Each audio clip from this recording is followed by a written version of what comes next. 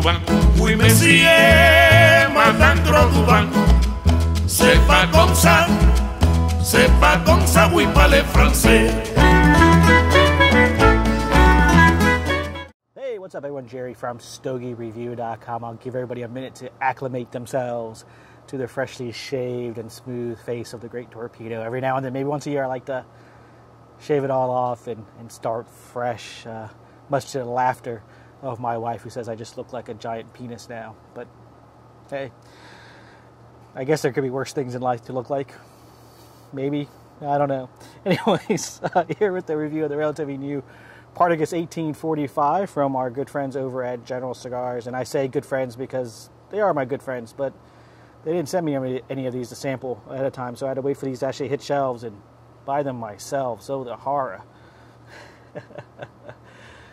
This is the Partagas 1845. This is the Robusto size. Comes in at 5.5 inches long with a 49 ring gauge. There are three other sizes available, so 4 sizes total, from a smaller Corona Extra all the way up to the double Corona, which is like 7 and 54. There's also, for you 6x60 fans out there, there's a gigantic size that's 6x60 also available. These run anywhere from $7 to $8 ish, depending on the size, and of course that doesn't account for any of your local taxes. Features an Ecuadorian grown Habana wrapper, a Connecticut Habana wrapper, and a filler of Nicaraguan and Dominican, both Seco and Lajero parts of the tobacco plant. So you read that and you got a little strength there, you got a little smoothness there, so you kind of got a little bit of a balance there.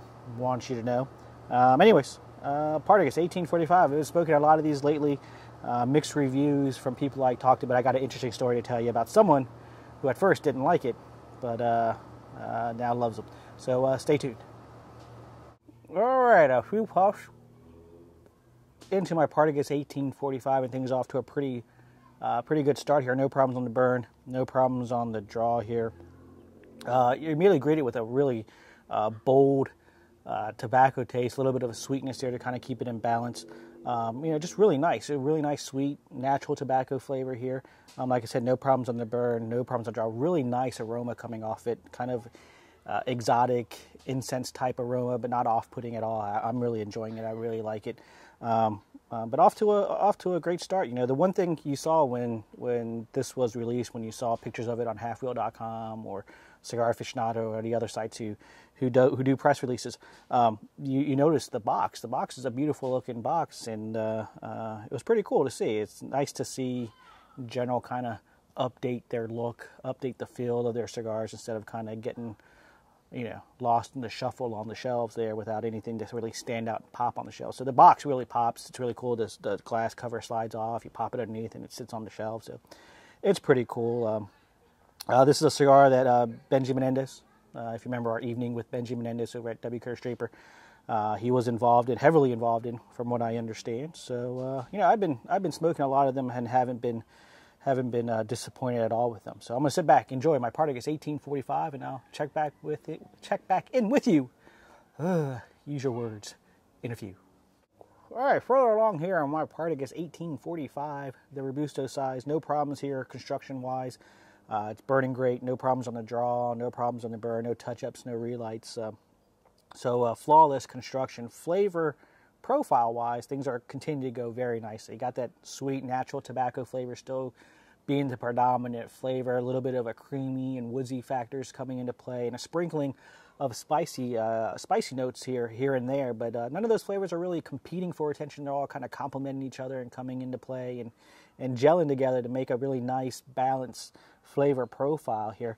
Nothing's overbearing. A very solid medium-bodied cigar with some great, fantastic flavors that are really penetrating the palate, and I'm really enjoying it here. Early on, in the opening, I mentioned a story I was going to tell you at one of my local retailers here. I went in and bought a couple of these, and someone saw me and asked me what I thought about them. I was like, I'm still forming an opinion. My early consensus is I really dig it, and I'm picking up some more to test out for a review.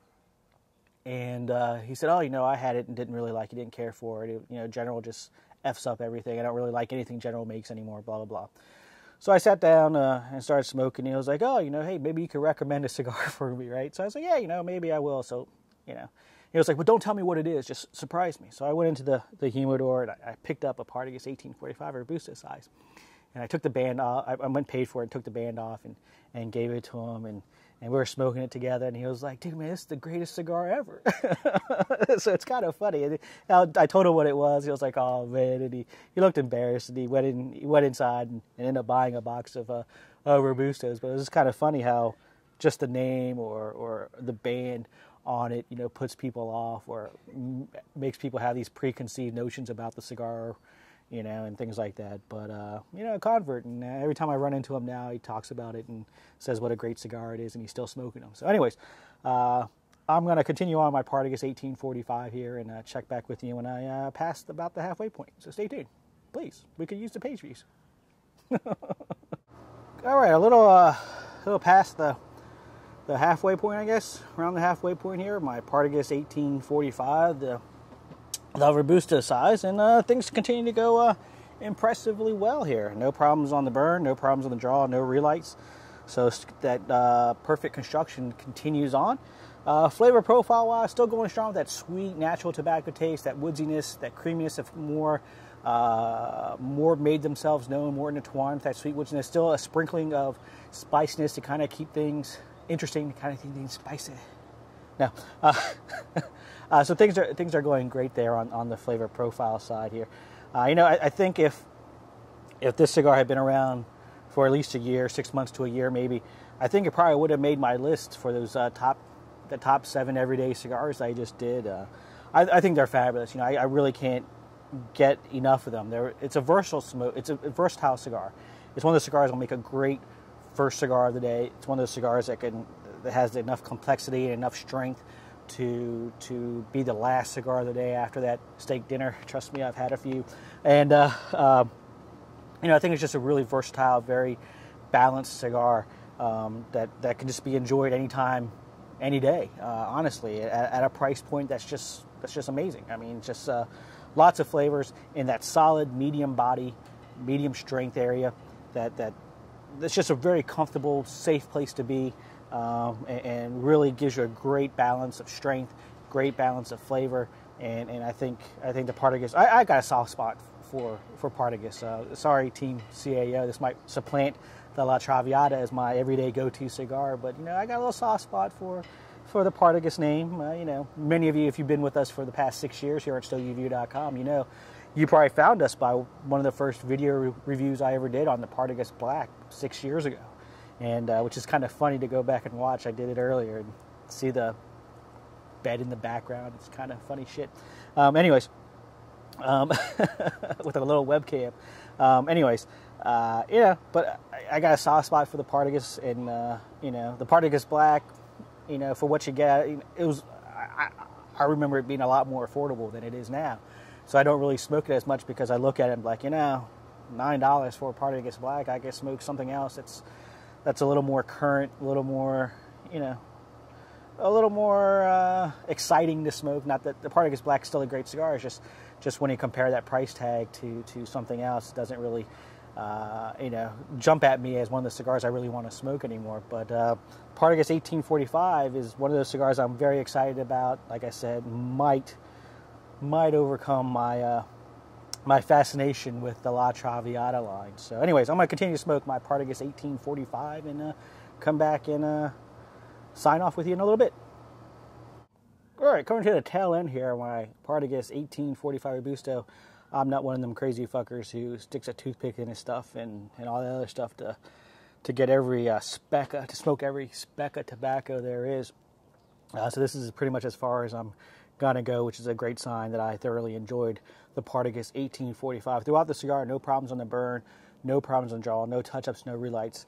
Predominantly sweet, natural tobacco flavors with a creamy, woodsy flavor in the mix as well, and a sprinkling of spiciness, all of the right spots to kind of keep you interested and keep things balanced and keep things exciting, keep things going.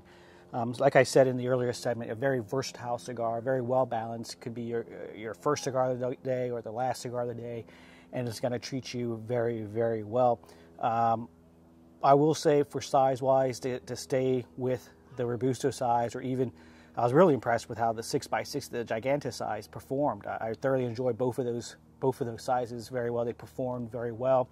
The Corona Extra size was a little bit spongy, burned really hot, and created a little bit of a harshness here. So maybe the blend doesn't work in that small format that I normally like.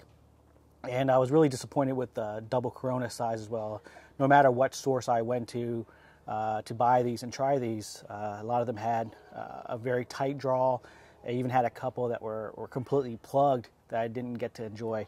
But I don't think you could go wrong with either the Robusto or the Gigantus 6x60 size. I think those two sizes are where it's at. Partagas 1845 has won my heart over. Sorry, Team CAO. Looks like the La Traviata might be on its way out there and being replaced by the Partagas 1845. So, hey, if you see them on your local retailer shelves, give them a try, especially in the Robusto or the Gigantus size. I don't think you'll be disappointed at all. And if you don't send them my way, I'll trade you something for them. Anyways, as always, until next time, long fucking ashes.